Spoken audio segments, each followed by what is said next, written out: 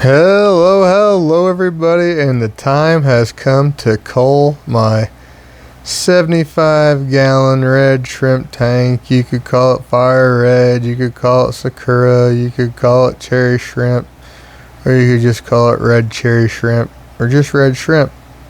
I usually just call them my reds. So what I mean when I say that the time has come to cull the reds, I mean it's time to go over the shrimp really well and pick out the ones that are not really super awesome. As you can tell, this is a pretty good shrimp line. I've had these guys almost 5 years now. I bought these off Lucas Brett's. These were my first shrimp. I bought 10 of these almost 5 years ago, and over the last 5 years I've sold thousands and still have probably over 1,000. So this has been a really good line for me, and this is what it's been. I've bred him, I've kept him to make lots of good quality red shrimp. I haven't kept them the best quality, but I've been getting them better and better again. So I've been calling them real hard, and well, I haven't been calling them real hard. I've been calling them super hard. Like I take out like 25% of the shrimp here about once a year the last couple of years. And I seems to be around December, January, because I end up having more time to work on my tanks, it seems, during that time of year. So we end up calling them out. But with these guys, it's mainly almost always the males. I'm not saying the females are perfect, but with this particular line of reds, it's always the low quality males that you're going to be after mostly. Now, if I see less than stellar females, that I'm going to go after those as well. But you can see there's some definitely, a lot of them are fire red quality. Some of them are a little less, and that's what we call sakura, and that's what I sell them as. And there's the culls, and those would just be your, what we'd call typical cherry shrimp. You'll see those here at the end of the video when we take them well, I'm not going to say we take all the bad ones out. The truth of the matter is, this is going to be an ongoing process for the next few weekends, because when you have a 75-gallon tank with this many shrimp in it, you set out bait, and this time I put out algae wafers, and you get them all gathered out, as many as you can, then you can get a good idea what you're dealing with. It's like I sit, and plus this tank is sitting right here beside my chair, and so this is the tank I get to watch the most. And it's like, usually when I get done doing this, it's going to be, wow, these look pretty good. But it's an ongoing process. This is just round number 1. So this is round number 1 of culling the 75-gallon red shrimp tank. There'll be lots more to come. This is round 1.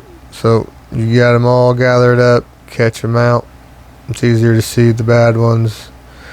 In this particular line, it's the males, but that's going to vary from depending on the line of reds that you have. But that's what I'm looking for. Irregular colors. There's some that have some dark red splotchiness. I've seen a lot of red lines that look like that, and there hasn't really been that many of that pop up in these guys for me. But when I see that, I try to grab them out, and there's a female or two in there that was like that, I do believe. And so, yeah, you can see what we got going on here. We got lots and lots of red shrimp all in the moss. And this thing is looking really good right now, I might add. I just redone it a few months back. I'm getting ready to do some snail removal. But so here are the shrimp before we start. I thought I'd play with time lapse here, and as you can see, the cup fills up with more and more shrimp as I go. So like I said, this is just phase 1. After a while, it'll be harder and harder to find the bad ones, and then you'll come back again the next day, and you'll find some more, and you'll find some more, and then after several rounds of doing this, I'll be happy with how they're looking. You just keep going till they're looking good again. There's less bad ones. And after all that shrimp catching, this is what we end up with right here.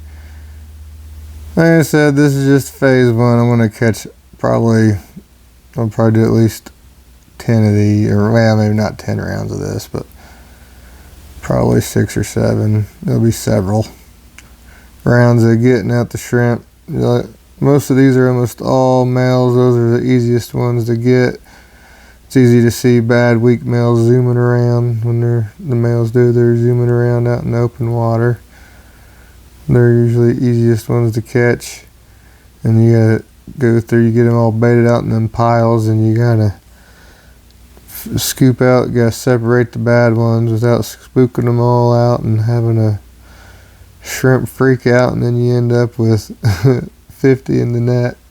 So that's one bad thing about baiting them all out like that.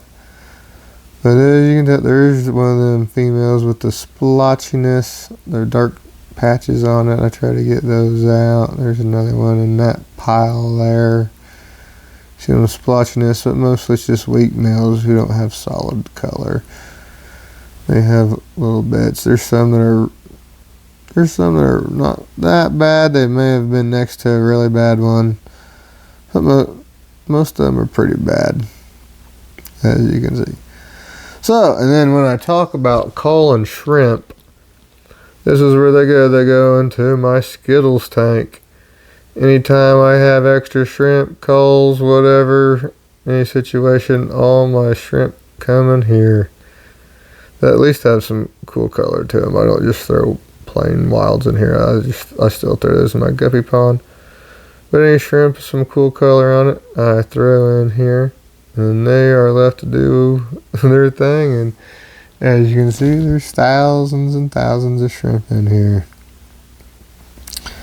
And so anytime I cull any of my lines, or I reset a tank and I take all the shrimp out to do something else with, this is where all those shrimp go. Lots and lots of green looking shrimp in here. It's pretty crazy. I probably culled out 200 or 300 greens probably 7-8 months ago, and get lots of greens popping up in there. And now we're gonna release them, and then I remembered, oh crap, I used a big specimen container, and it's really hard to fit in this gap. So you gotta kind of angle it in there without spilling the shrimp out. And then had my lovely wife record this special moment, dumping out all the red shrimp into the Skittles tank. And I wish you would have zoomed in a little more, but believe me, it was pretty cool. It rained like 100 red shrimp down into the Skittles pile. Look at that. Oh, and there's still some in there that I gotta get out.